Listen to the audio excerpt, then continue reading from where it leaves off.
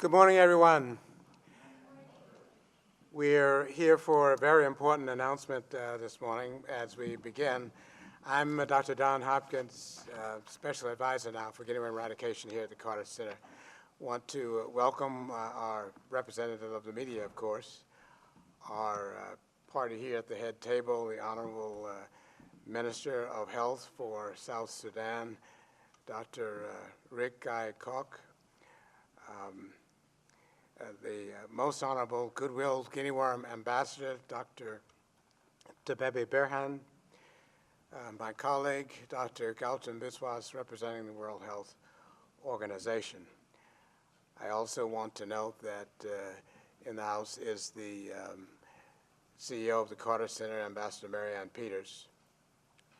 And we have represented here in the room various of our partners. I would acknowledge also Dr. Ernesto Ruiz-Tibin, who's director of the Guinea Eradication Program here at the Carter Center. But we have representatives of our partners, including and donors, UNICEF, Centers for Disease Control and Prevention, Health and Development International, Conrad and Hilton Foundation, Bill and Melinda Gates Foundation, Department for International Development of the United Kingdom, Children's Investment Fund Foundation of the United Kingdom, DuPont Precision Fabrics Group, the former donors of filter material, Vestergaard Livestraw, current donors of filter material, BASF, the donors of the Abeid Temifos, and also important donor, United Arab Emirates. South Sudan, as we heard, those of us who were here in the presentation this morning, in one sense, the Guinea Worm Eradication Program of South Sudan was kickstarted when President Carter negotiated the Guinea Worm ceasefire on March 27th, 1995. That anniversary is coming up next week. That ceasefire lasted almost 6 months and allowed the Guinea Worm program in South Sudan to get started despite the ongoing civil war. This Guinea Worm Program of South Sudan started with the extraordinary handicaps of the long civil war, with continued sporadic insecurity at the end of the war, poor infrastructure and roads, vast territory, an exceptionally long rainy season, and the most complex epidemiology of Guinea worm disease among humans of any of the endemic countries. In most countries, we had to worry about people in villages or on their farms. In South Sudan, people were in their village still, but there were close-in gardens, more distant farms, cattle camps of various types with long pathways between the cattle camps and water bodies along those pathways. Against these handicaps were pitted three important factors: the strong political backing of the government of South Sudan from President Kiir and the current and previous ministers of health, the exceptional technical leadership of the National Program Coordinator, Mr. McCoy, and the dedicated local workforce. I would note also that the Carter Center has made Jimmy and Rosalynn Carter Awards, presented them last year to the Honorable Minister, Dr. Riek Gai Kok, and to the Undersecretary, Dr. McCour, and previously to Mr. McCoy himself, and to Dr. Nabil, who was the National Coordinator of the Sudan Guinea Worm Eradication Program. With that, now I want to invite the Most Honorable Goodwill Guinea Worm Ambassador, Dr. Tebebe Berhan, to make a few remarks. Distinguished guests, it is a great pleasure and honor to be here today, having one country, the youngest African country, stopping the transmission of Guinea worm disease. It's a long way to go. There are 3 countries remaining, but still we are working very hard in this area. But it is a great satisfaction that the young country, determination to do all they can to stop this dreadful disease. Mr. Minister, congratulations, and to your government and to your people that You make us proud. And I hope the other 3 countries, they follow this step. Thank you.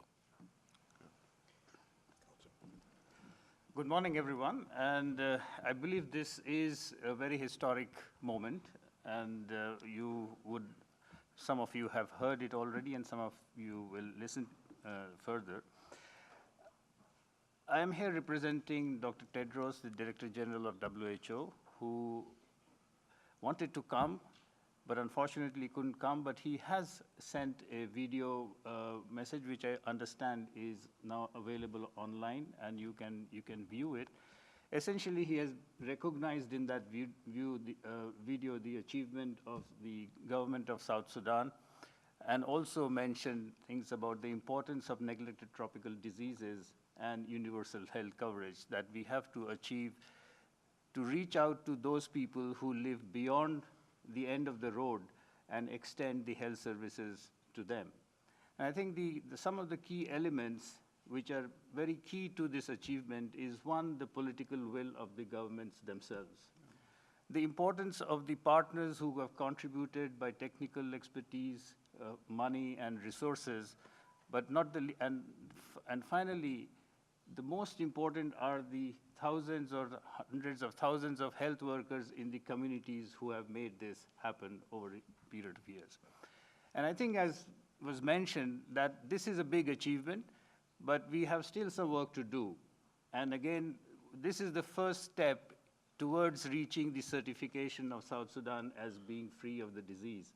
And for that, WHO has established an International Commission for Certification of Drug and Killer Eradication, which reviews the progress from now onwards for the next 3 mandatory years. The first has already happened in 2017, the first year of being free, during which South Sudan will have to prove that in spite of a very good surveillance system, no further cases will be detected till completion of these 3 years. Once that happens, the International Commission will send an international certification team to South Sudan to give an independent assessment to the Commission, and the Commission on its review will recommend to WHO whether the country should be certified. So at this point of time, 199 countries, territories, and areas have been certified free of the disease. Why 199 when 21 countries were affected by the disease? Because being an eradication program, every country in the world will need to go through this certification process. So thank you very much. Thank you. And now call on the Honorable Minister, Dr. Riek Gai Kok. Yeah, thank you very much, Dr. Hopkins, and dear friends from the Carter Center, ladies and men of the press. I'm really honored today to be among you, to witness this day and this achievement. I don't know how to qualify it: historic day, a great day,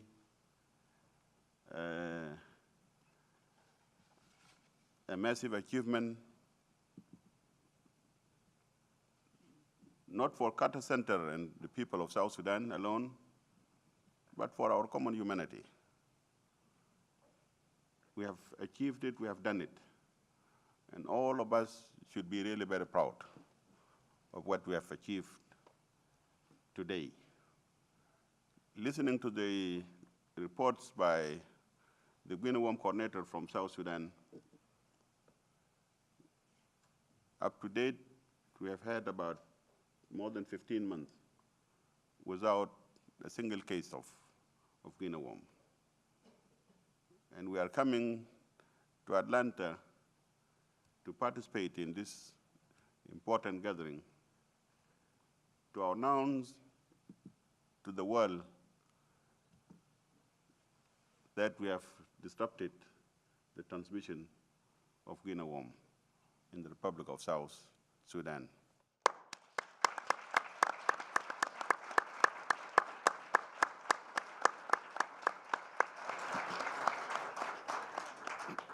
To some of us, especially myself personally, I attended the first engagement by His Excellency President Carter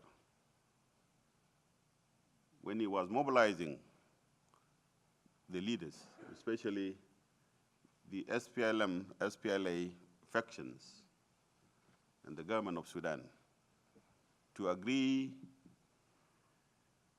for the commencement of this eradication program.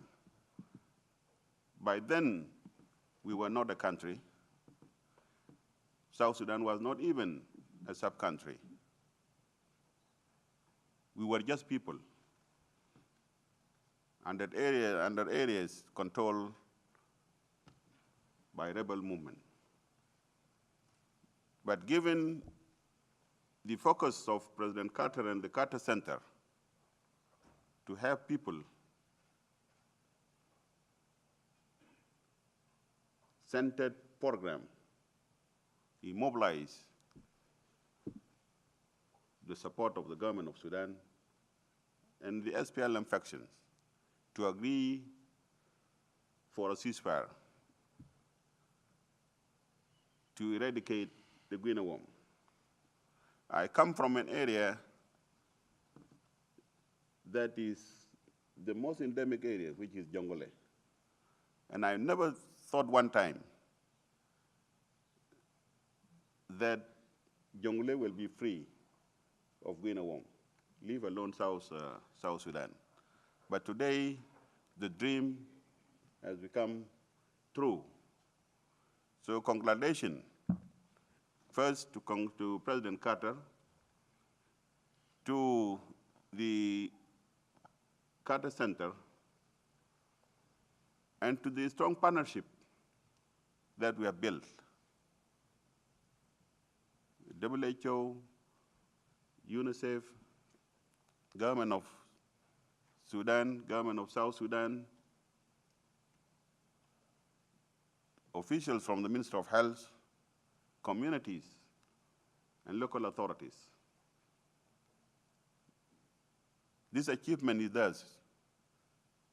It's not only for the people of South Sudan. It's our common achievement. And when I look back, one has to emphasize on three important points. One, the power of partnership is very important in every effort we want to do.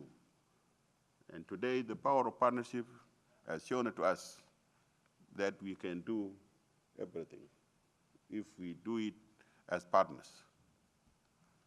Number two is our common humanity. I've been asking myself, what took the technical assistance from the Carter Center deep inside South Sudan to go and live the harshest life one can imagine in the cattle camp, living comfortable life in their countries, going further from the hotels in South Sudan, or even the air-conditioned rooms of Juba, deciding to go and live with the people in the endemic areas. I think this is the sense and feeling of our one common humanity. This is what took them to those remote areas. So we have to remind ourselves, this achievement, we have achieved it because we have that sense of common humanity.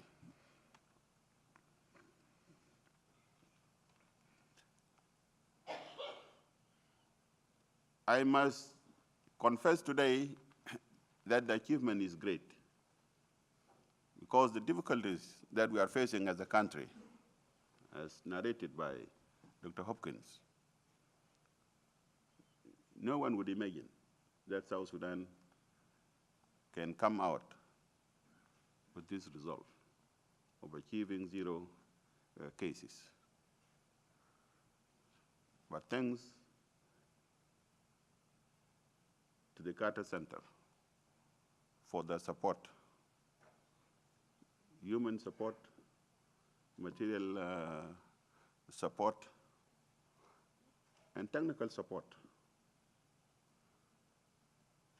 Myself as a person, during the time of our struggle, one has never imagined that you will escape getting Guinea worm. I've never imagined this thing. But thanks God. And it's not only me. Most of our leaders who lived in the areas that were endemic during the war, none of them also would imagine how miraculously they escaped contracting Guinea worm. And having known the suffering that it inflicts to the people, one is really very happy today that the future generation will just read it in the books as part of history. And one is really very proud, and all of us should be proud, that we are part of that history in making. That one day, people will just say, one day there was something called Guinea worm, but it's not there, maybe only in the textbooks. So thank you very much.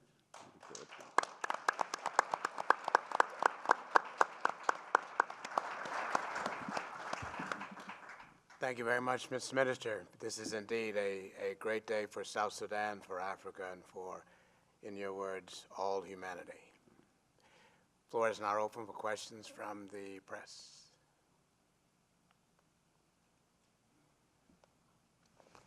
Yes. Do we have a microphone for the press?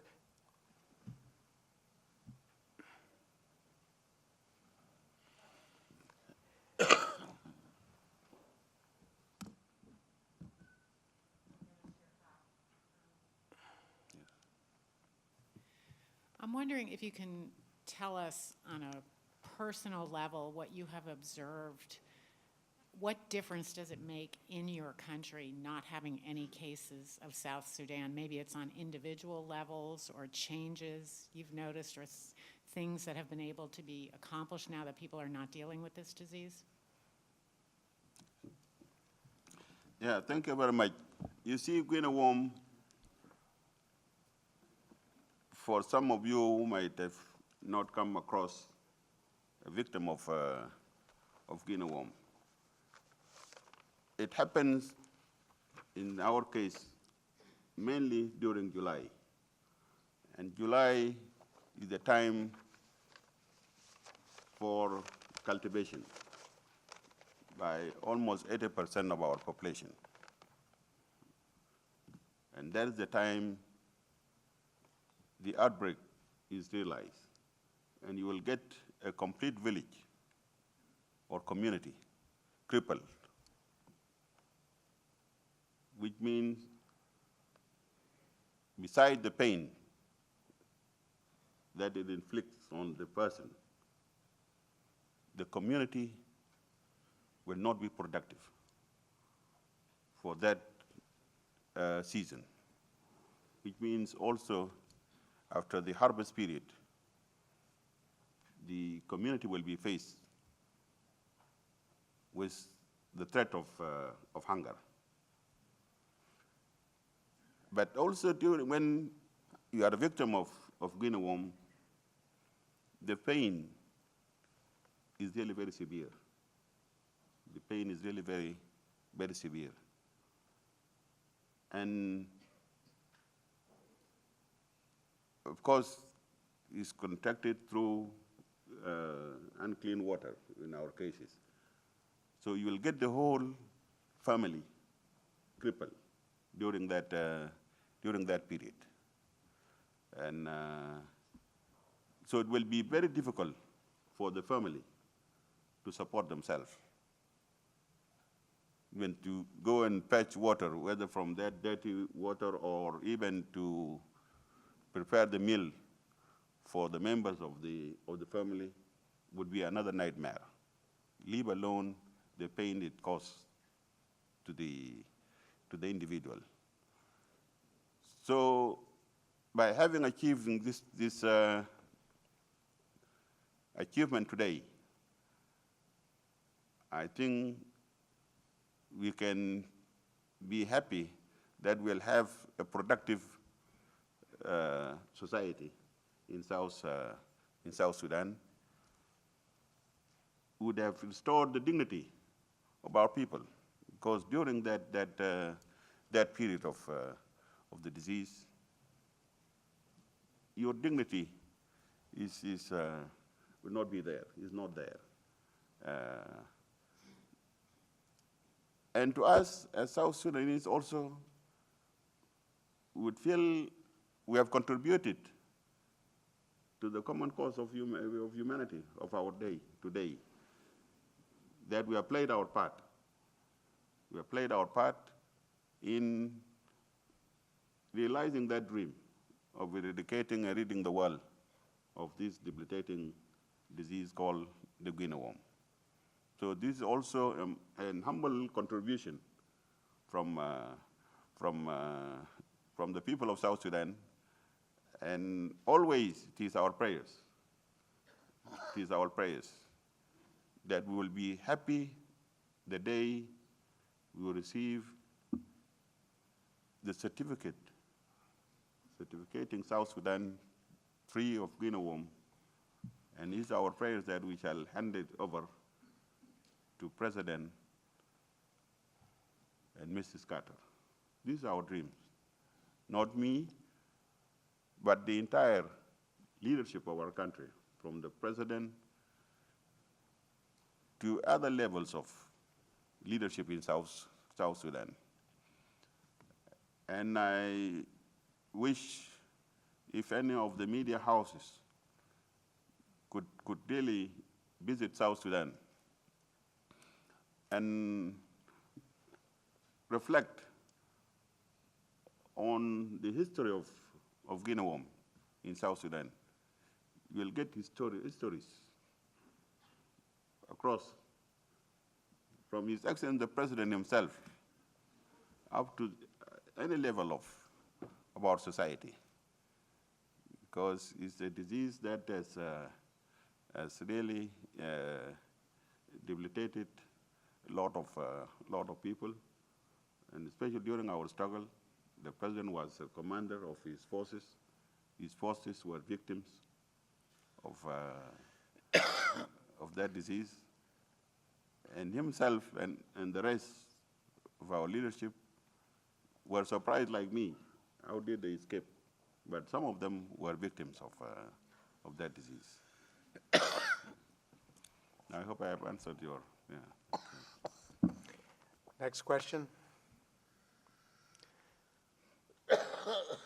I would add in the meantime that school attendance was also impacted by Guinea worm disease very severely. Good morning. Morning. What type of work continues in your country in regard to Guinea worm? Yeah, as mentioned by McCoy, we don't have the illusion of that the job is finished. No, we are not going to be complacent. We are going to redouble our efforts to step up our surveillance program, and through what we call the Boomer Health Initiative, we are going to make use of the very strong infrastructure that has been put in place by the Carter Center. Because Carter Center, I think, is the only structure in South Sudan which is visible all over the country. And Carter Center has become a wholesale name, household name in South Sudan. Just Carter Center, Carter Center is a household name. And people giving the good results that they are getting has also served as a motivation, an incentive for the volunteers to continue with work.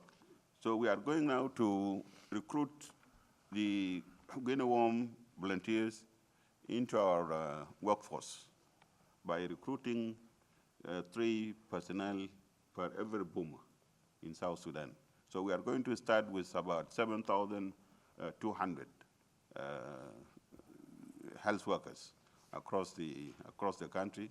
They will be paid, not only a volunteer, but they will be paid and they will be supported by what we call Boomer Health Council. Boomer Health Council is a community-based council of elders, like chiefs, church groups, women groups, teachers. If there is police posts there, the police officer will be member of that council. It's just like the parliament. It will oversee the function and the work of the Boomer Health team. So besides the achievement that the Carter Center has achieved, they are handing over to us this very strong and deep-rooted infrastructure in our community. Thank you, Mr. Minister. That exhausts our time, but I must acknowledge, Mr. Minister, that while the Carter Center has helped, we could not create the political support that your government has afforded this program. And though we would have liked to, we didn't need to, neither did we create and provide the leadership and the continued leadership of Mr. McCoy that your government assigned to lead this program. So thanks to you, and I acknowledge that. That will mark the end of this press conference. I want also to thank our listeners. This is being live streamed around the world for your participation in this event, and thank as well the Honorable Minister again, and Most Honorable Dr. Tebebe and Dr. Gautam Biswas from the World Health Organization for your participation. Thank you very much.